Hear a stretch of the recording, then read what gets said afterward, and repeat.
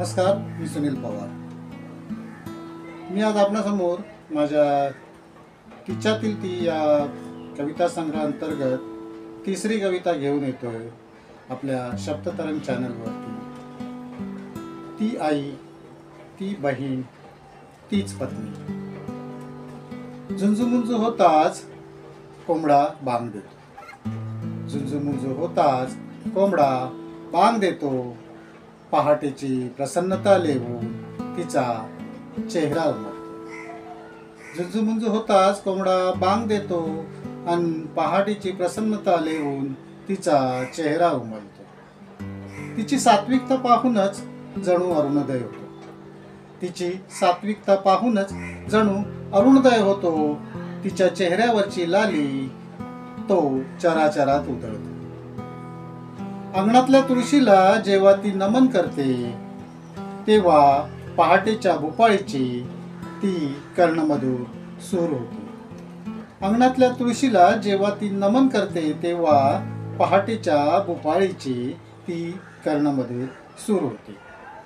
तिच्या राबत्या हातानेच जगरहाट सुरू होते। तिच्या राबत्या हाताने जगरहाट सुरू होते। त्याचे ऑफिस, मुलांची शाळा याकडे ती जातीने लक्ष देते। पोटा पाण्याचा प्रश्न मिटवून ती जरा कुठे निवांत होते।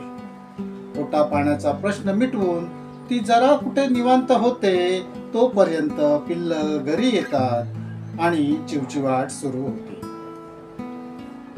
ती पहाट, ती सांज, तीच रात्रीची नीज असते। ती पहाट, ती सांज, तीच रात्रीची नीज असते। अविरतपणे राबणारी तीच ऊर्जा प्रवाहित असते।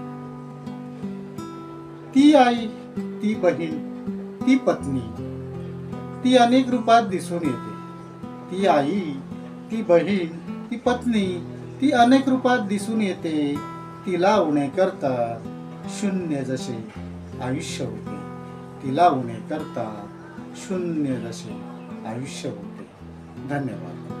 आपणास जर ही माझी कविता आवडली असल्यास आपण माझे शब्दतरंग हे चॅनल लाईक करा, शेअर करा, कमेंट करा आणि सबस्क्राईब करायला विसरू नका। धन्यवाद।